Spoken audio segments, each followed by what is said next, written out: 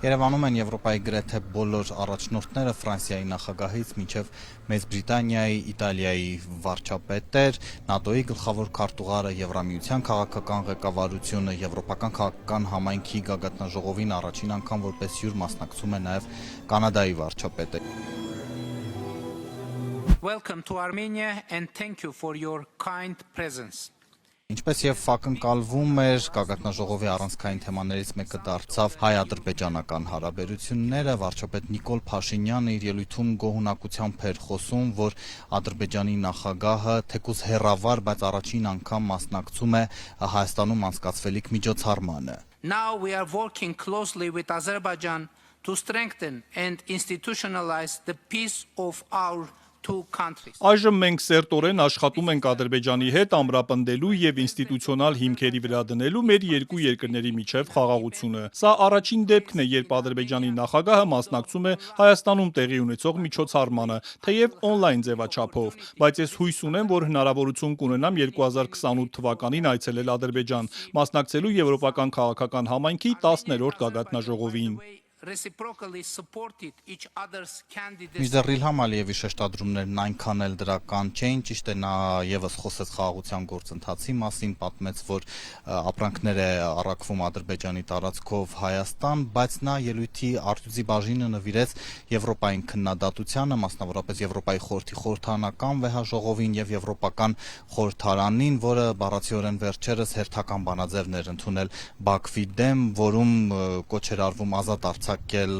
Ադրբեջանում պահվող հայ գերիներին, ինչպես նաև ապահովել հայերի արժանապատիվ վերադարձը եւ դրան հաջորդել էր ադրբեջանական մեջլիսի որոշումը խզել կապերը Եվրոպական խորհրդարանի հետ։ Իլհամ Ալիևն այսօր ավելի հեռուն գնաց, նաև ասաց, որ Եվրանեստի խորհրդարանական վեհաժողովում Ադրբեջանը կդադարեցնի գործունեությունը։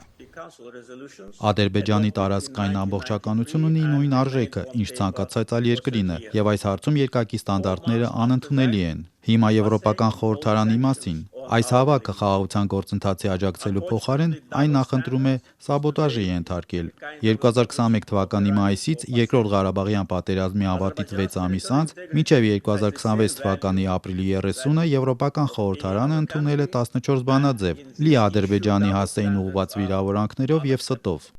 One particular intervention focused particularly on the European Parliament, I think it deserves. Կարծում եմ տարաձայնություններ պարունակող հանդիպումները միշտ էլ օգտակար են, բայց ցանկանում եմ արագ արձագանքել եւ ընդգծել, որ Եվրոպական խորհրդարանն ուղղակիորեն ընտրված ժողովրդավարական մարմին է, որի բանաձևերն ընդունվում են ձայների մեծամասնությամբ։ Հասկանալի է, որ այդ արդյունքը կարող է դուր չգալ ոմանց, սակայն մենք երբեք չենք փոխի մեր աշխատավոճը եւ կշարունակենք պաշտպանել մեր որդեգրած դիրքորոշումները։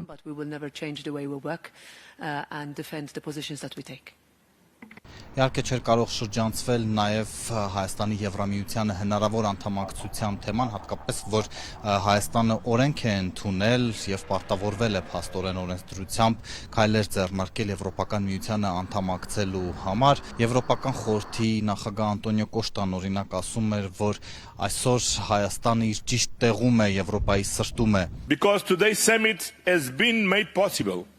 by the agreement between Armenia and Azerbaijan. Այսօրվա գագաթնաժողովը հնարավոր դարձավ նաև Հայաստանի եւ Ադրբեջանի միջև ձեռք բերված համաձայնության շնորհիվ։ Այդ համաձայնությունը Եվրոպայում խաղաղության մի պատմություն է, որը պետք է արժևորել մի աշխարհում, որտեղ թվում է թե գերիշխում են էսկալացիան եւ պատերազմը։ Այս համաձայնության, ինչպես նաև Թուրքիայի եւ Հայաստանի միջև բարելավված հարաբերությունների շնորհիվ տարածաշրջանը թևակողել է վերափոխումների ուղին։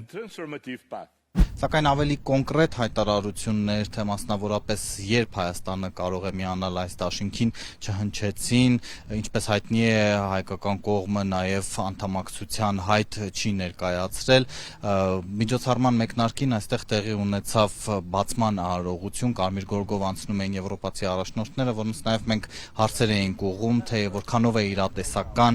Հայաստանի անդամակցությունը Եվրոպական միությանը։ Այն, որ այս գագաթնաժողովն անցկացվում է Երևանում, ցույց է տալիս, թե որքան կարևոր է Հարավային Կովկասը, հատկապես հիմա, երբ Իրանի պատերազմն է ընթանում։ Մենք խոսելու ենք ինչպես հաղորդակցության, այնպես էլ սպառնալիքներին մեր դիմակայության մասին։ Ինչ կասեք Եվրամիությանը Հայաստանի անդամակցության հեռանկարի մասին։ Of course, Armenia is making their own decisions and Հայաստանն ինքն է որոշումները կայացնում։ Այստեղ մեկ ամսից ընտրություններ են։ Իհարկե, եվրոպական հեռանկարը սեղանին է եւ Հայաստանը ինքը կորոշի։ is also on the table, but eventually the Armenians will decide. We will discuss mainly the topic of an independent Europe. Հիմնականում անկախ Եվրոպայի թեման ենք քննարկելու։ Մենք պետք է կրճատենք մեր կախվածությունը հատկապես էներգետիկ ոլորտում։ Armenia insofar as connectivity is crucial. Հայաստանը կարևոր դեր է խաղում կապակցվածության առումով, քանի որ մատակարարումների շղթայում դա շատ կարևոր է։ Here Armenia plays an important role. Չնայած հրավերին Թուրքիայի նախագահ Ռեջեփ Էրդողանը չի ժամանել Երևան, փոխարենը Անկարան գործուղել է Թուրքիայի փոխնախագահին, սա փաստացի Թուրքիայի ամենաբարձրաստիճան պաշտոնյայի այցն է 2008-ից ի վեր, երբ հիշեցնեմ հայ-թուրքական կարգավորման այն ժամանակ նախաձեռնված գործընթացի ժամանակ Սերժ Սարգսյանի օրոք նախագահ Աբդուլլա Գյուլն էր եկել Հայաստան։ Առաջին այցով Երևանում է նաև Ուկրաինայի նախագահ Վլադիմիր Զելենսկին, որը օրեր առաջ Ադրբեջանում էր եւ բնականաբար նա էլ իր ելույթում